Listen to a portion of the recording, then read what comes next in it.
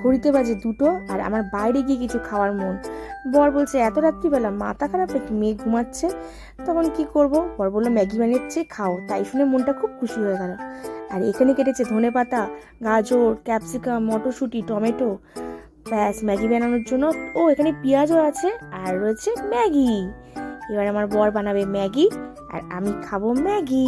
Maggi Maggi Maggi বলে, Maggi নাকি 2 মিনিটে হয়। দূর, ভুল কথা। খাওয়ার আগে বলছে দেখো কেমন বানাই ম্যাগি। হালাম ভালোই হবে, ভালোই হবে, খুব আনন্দ করে খাবো। এবার ম্যাগি বানানোর জন্য বর রেডি, আর এই হয়ে গেছে ম্যাগি।